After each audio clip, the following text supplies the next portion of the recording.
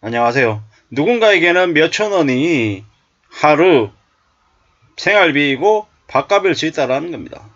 참 힘들고 어렵게 사는 사람들이 여전히 우리 주변에 많다라는 걸 문득 느끼게 됩니다. 얼마 전에 소액 대출해주는 그런 제도를 시행했더니 사람들이 엄청 몰려들었다고 하죠. 결국에는 소액 대출이었지만 그냥 못 받을 줄 알면서 장장 몇 달이라도 버텨라고 그렇게 대출을 해준 게 아닌가라는 생각을 해봤습니다. 우리가 살면서 가난, 배고픔, 뭐 이런 것들을 뭐 이제 잘 못 느꼈다고 생각하죠. 그렇지만 불과 몇십 년 전만 해도 한국에 있는 많은 사람들은 아끼고 절약하는 게 되게 당연했습니다. 뭐 빚이 웬 말입니까? 그리고 은행권에서 대출을 받을 수 있는 사람들이 거의 없었어요. 그냥 은행은 뭐 하는 곳? 저축하는 곳이라는 인식이 더 강했단 말입니다. 그런데 참 이제 지금은 대출하는 게 너무 당연했죠. 무슨 놈의 전세 들어간다고 전세자금 대출을 한다? 한 30년 40년 전 과거로 이렇게 되돌아가서 생각해보면 정신 나간 짓인 거죠. 돈이 없는데 돈을 빌려가지고 전세를 한다는 건 미친놈들의 인식이었다라는 겁니다. 그리고 제가 이제 과거 되돌아보면 1990년대 IMF 전만 해도 은행에 100만원 넣으면 예금 이자가 10%였어요. 그때 이제 90년대 이제 말이죠. 제 선배들이 와서 저축성 보험을 넣으라고 7.5% 고정 금리로 보장해준다라고 얘기했을 때 제가 뭐라 그랬냐면 미친놈들이라고.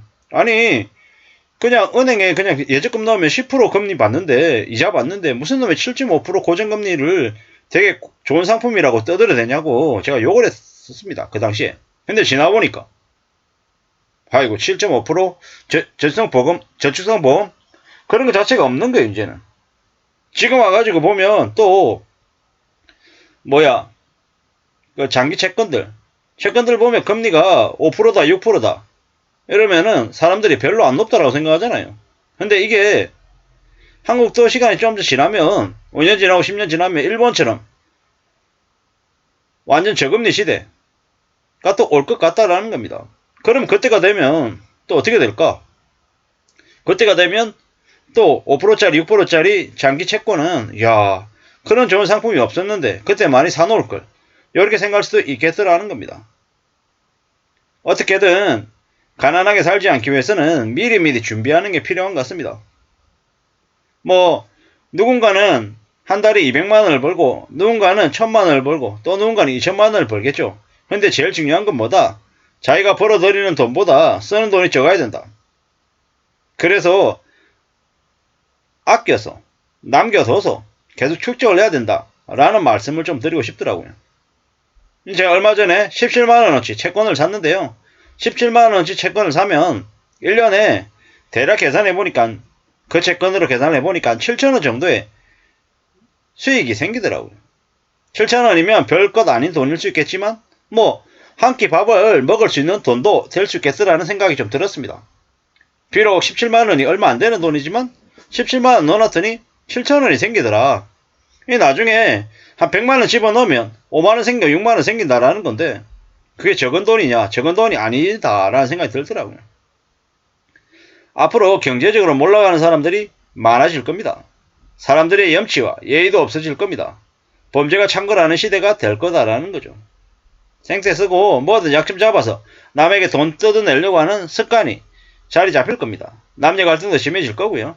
연인이다 헤어진 이들이 서로 고소하고 고발하고 난립니다. 조금만 빈틈 보이면 그걸 이용해가지고 돈 벌겠다고 수작을 부리는 거죠. 쉽게 살려고 하는 이들이 너무 많은 거죠.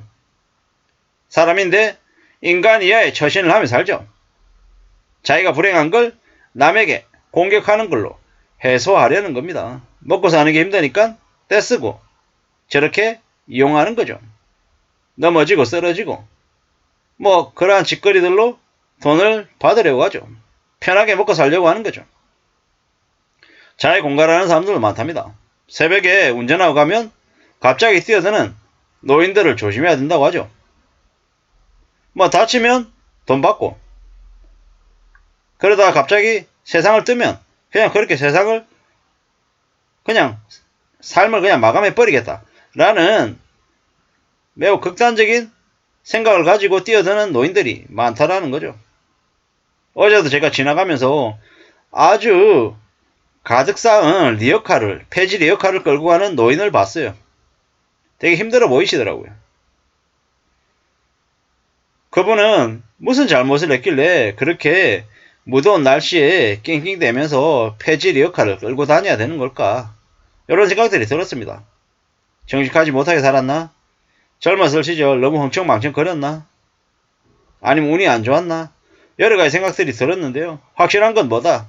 쉽지 않은 삶을 살고 있다라는 거죠. 삶이 빡빡해지고 장이 불안이 계속되니까 사람들이 더 남과의 거리를 두고 외면하고 사는 것 같습니다. 뭐 씁쓸하죠. 평범하게 사는 게 얼마나 힘든지 얼마나 고마운 일인지 모르는 사람들이 여전히 많습니다. 그리고 남의 뒤통수를 치는 인간들도 많고요. 평범하게 자신의 인생을 지켜나가는 걸 중요하게 생각해야 됩니다. 몸 건강하게 지내고 그냥 자식 낳고 자식 기르고 그냥 가족들과 저녁에 밥상에서 같이 모여서 이야기 나누면서 지내는 것. 이게 얼마나 감사하고 고마운 일인지 그건 당연하게 생각하는 사람들은 그냥 그런가 보다 하지만 그렇게 살지 못하는 사람들은 그게 아주 대단한 특권이고 행복인 거죠. 우리가 살다 보면 많은 어려움을 겪습니다. 그 어려움을 어떻게 받아들이냐가 참 중요하죠. 가족들이 전부 다 힘을 합쳐서 그 어려움을 헤쳐나가고 극복하려고 하느냐. 그렇게 마음을 먹을 때 진짜 진정한 가족인 거죠. 근데 경제가 안 좋아지고 이제 돈이 없어지고 빚이 생기고 이러면은 제일 먼저 가족들 간의 불화가 심해진다고 하죠. 뭐 어떻게든 바깥으로 싸돌아다니면서 잘 모르는 사람하고 어울리기보다는 가족을 제일 먼저 생각하고 지키고 또 같이 이제 잘 궁리하면서 지내야 되는 거죠. 가난해지면 가족 구성원 모두의 삶이 지옥이 되고 가난을 조금씩 극복해 가면서 잘 지내면 가족들 모두의 삶이 조금씩 나아지다라는 겁니다. 외롭게 살려고 생각하지 말고 남자는 여자를 만나고 여자는 남자를 만나고 사랑을 하고 가족을 이루고 가정을 이루고 또 자식을 낳고 또 그렇게 사는 삶이 얼마나 고마운 일인지 그리고 서로 의지하고 서로를 위하면서 살아가야 또 삶을 제대로 채워나가는 거다라는 생각을 해봤습니다. 몇천 원으로 사는 삶도 있다라는 것을 말씀드리고 싶었습니다. 그리고 무난하게 산다라고 하면 별일 없이 산다고 하면 정말 감사해야 된다라는 얘기도 같이 하고 싶습니다. 이상입니다.